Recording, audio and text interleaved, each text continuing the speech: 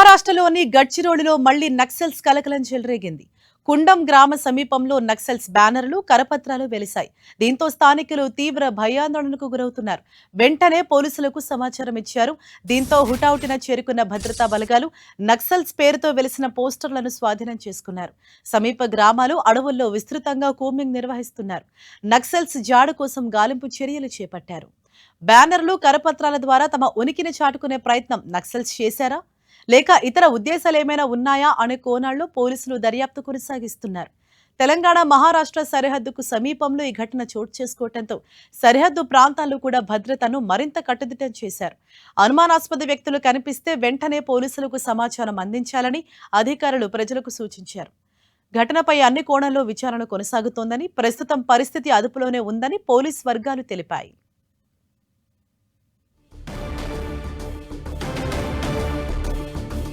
Right, దీనిపై మరింత సమాచారం మా ప్రతినిధి సైదులు మనకు అందిస్తారు. రైట్ సైదులు, తాజాగా వెలిసిన నక్సల్స్ అమర్చిన పోస్టర్స్ సంబంధించి ఏ విధంగా పోలీసులు రియాక్ట్ అవుతున్నారు? ఇప్పటికే మావోయిస్టు రహిత భారతదేశంగా ప్రకటించడం జరిగింది. దీంట్లో భాగంగా అటు మహారాష్ట్రలో కూడా కేంద్ర కమిటీ సభ్యుడిగా ఉన్న కీలకమైన నేతలు దాదాపు 300 మంది మల్లోజుల వేణుగోపాల్తో పాటు ఆ ప్రాంతంలో ఉన్నటువంటి కీలకమైన నేతలంతా కూడా లొంగిపోయిన పరిస్థితి మనం చూసాం. అయితే ఈ రోజు మాత్రం గడ్చిరోల్లో మావోయిస్టులకు సంబంధించినటువంటి బ్యానర్లు మాత్రం వెలువడంతో ఒక్కసారిగా కలకలం రేపింది. మార్చి 31వ తారీఖు లోపు భారతదేశంలో మావోయిస్టు రహిత దేశంగా చేస్తామని చెప్పి చేసిన ప్రకటన నేపథ్యంలో తిరిగి వరుసగా అటు తెలంగాణ, ఆంధ్ర, ఛత్తీస్గఢ్, ఒరిస్సా, మహారాష్ట్ర ప్రాంతంలో అంటే మావోయిస్టు ప్రభావిత 6 రాష్ట్రాలకు సంబంధించిన ప్రాంతాల్లో కూడా పెద్ద ఎత్తున మావోయిస్టులు లొంగిపోయిన పరిస్థితి కనిపించింది. అయితే ఇప్పుడు తీరా మావోయిస్టు రహిత ప్రాంతంగా ప్రకటన చేసిన తర్వాత తిరిగి మావోయిస్టుల ప్రకటన అంటే పోస్టర్లు కావచ్చు, బ్యానర్లు ఒక్కసారిగా వెలియడంతో ఆ ప్రాంతంలో ఉన్నటువంటి గ్రామస్తులు భయాందోళనకు గురవుతున్న పరిస్థితి ఉంది. గడ్చిరోలు సంబంధించిన పరిసర ప్రాంతాలన్నీ కూడా పోలీసులు కూంబింగ్ కూడా చేపడుతున్న పరిస్థితి కనిపిస్తుంది.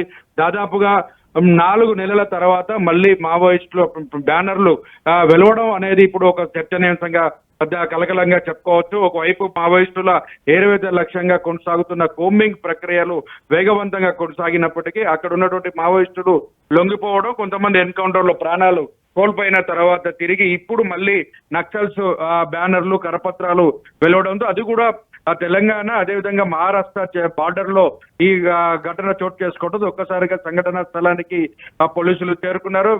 బ్యానర్లు అవి ఫ్లెక్సీలు మొత్తం కూడా పూర్తి స్థాయిలో కరపత్రాలు కూడా స్వాధీనం చేసుకొని గ్రామస్తులకు అనుమానిత వ్యక్తులు ఎవరైతే ఉన్నారో కొత్తగా ఆ ప్రాంతాల్లో వచ్చినటువంటి వారి వివరాలు కూడా సేకరిస్తున్న పరిస్థితి అయింది. ఓవరాల్ గా మావోయిస్టులు మొత్తం కూడా మావోయిస్టు రహిత భారతదేశం అని ప్రకటన చేసిన తర్వాత దాదాపు 4 నెలల కాలంలో తిరిగి మళ్ళీ మావోయిస్టుల బ్యానర్లు, కరపత్రాలు దర్శనమివ్వడంతో మళ్ళీ మావోయిస్టులు పుంజుకుంటున్నారా, లేక మావోయిస్టు పేర్లతో ఎవరైనా అనుమానితులుగా కొత్తగా భయాందోళన గురి చేయడం కోసం ఫ్లెక్సీలు, కరపత్రాలు, అదేవిధంగా పోస్టర్లు వేశారన్న కోణంలో కూడా పోలీసులు విచారణ కొనసాగిస్తున్న పరిస్థితులు. ఓవరాల్ గా మాత్రం మావోయిస్టుల బ్యానర్లు ఇప్పుడైతే అటు తెలంగాణ, మహారాష్ట్ర సరిహద్దు ప్రాంతాల్లో కలకలం రేపుతుంది. పెద్ద ఎత్తున కూడా కూంబింగ్ ప్రక్రియను వేగవంతం చేసిన పరిస్థితి ఉంది. అనుమానిత వ్యక్తులను వారి వివరాలు కూడా సేకరిస్తున్న పరిస్థితి, వాహనాలను కూడా పూర్తి స్థాయిలో కూడా మొత్తం చెక్ చేస్తున్న పరిస్థితి కనిపిస్తుంది.